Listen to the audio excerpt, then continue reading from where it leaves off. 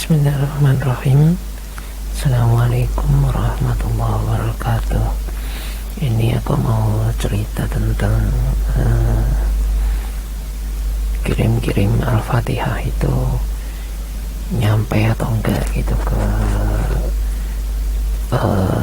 leluhur gitu, ke mayit kita, leluhur kita, nenek-nenek kita, kakek-kakek kita dulu yang telah wafat, atau mungkin orang lain gitu juga, teman-teman Anda atau mungkin siapa yang telah wafat.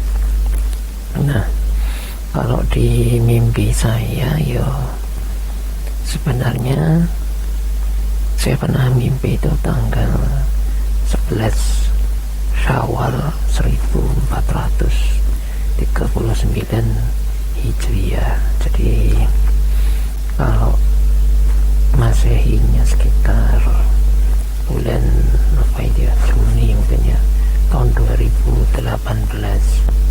Nah, di mimpi itu saya menemui gitu ya almarhum bapak saya gitu. Terus saya tanya kepada beliau apakah kiriman saya sudah nyampe atau tidak. Beliau mengangguk-ngangguk gitu, menjawab iya gitu, udah nyampe gitu.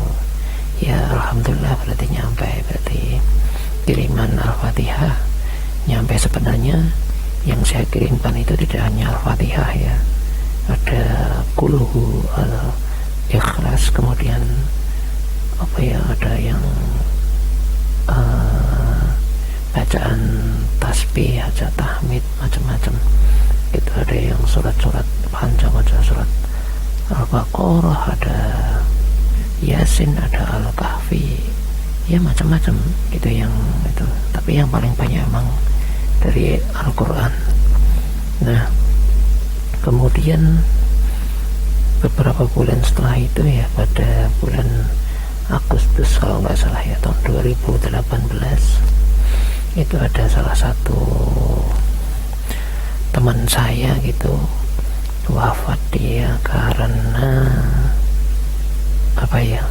tumor usus atau kanker usus gitu ya. Setelah dioperasi itu beberapa hari kemudian di rumah sakit dia wafat. Kemudian saya berusaha melihat kondisinya gitu di alam kubur gitu.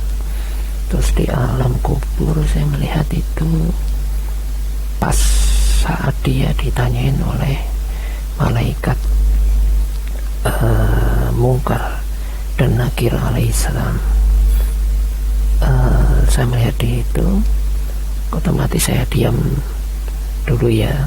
Jadi biar malaikat Mungkar dan Nakir menyelesaikan tugas beliau kepada itu teman saya, itu almarhum teman saya. Kemudian baru saya tanyain teman saya gitu, terus gimana keadaanmu gitu ya, baik-baik. Kemudian dia pada waktu sesi terakhir itu dia sepertinya ingin mendapat kiriman nggak cuma Al-Fatihah ya, mungkin macam-macam gitu dari saya gitu. Dia otomatis saya juga mengirimkan kepadanya gitu ya. Selama beberapa hari kemudian saya kirimkan kepadanya gitu. Kemudian yang ketiga itu pernah ya, setahun yang lalu, tahun 2019 itu ada teman juga yang wafat gitu. Kemudian dia seorang wanita, dia meninggal karena ini ya, awalnya dikira sakit biasa gitu, tapi saya cek dari jauh itu ada ada benda asing gitu, kiriman gitu yang berada di otak belakang beliau ya. Kasihan ya, saya cuma bisa ngecek ya, tapi belum bisa menarik itu, karena ya biasanya kalau menarik saya harus kolaborasi kolaborasi dengan ahli-ahli, kiai-kiai ahli yang pakar masalah itu ya, kolab berdua atau bertiga, kolaborasi gitu. Nah terus pada waktu dia di alam kuburnya itu malah berteriak gitu, minta tolong gitu pada saya gitu, minta dikirimin ya macam-macam doa apa gitu.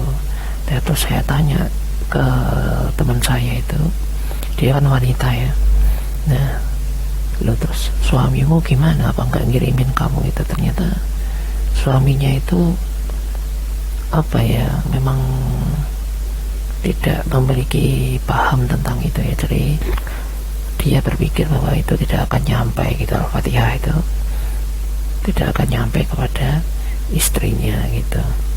Nah saya sempat bimbang juga ya sebenarnya awalnya, ini mau dikirimin apa enggak, karena suaminya aja seperti itu. Makanya saya putuskan ya udah saya kirimin aja gitu, daripada nanti kan kasihan juga dia ya itu kan umat Islam itu bagusnya umat Islam itu saling berpegangan erat gitu antara satu dengan yang lain. Ilmu itu tidak terbatas oleh dimensi waktu, alam, atau dimensi apa macam-macam, itu tidak membatasi ilmu. Jadi ilmu yang dulu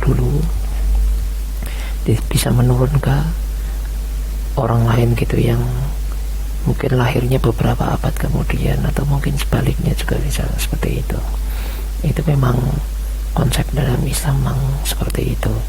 Saya kira begitu teman-teman ya. Bila ada salahnya saya mohon maaf. Wallahu a'lam bishawab. Assalamualaikum warahmatullahi wabarakatuh.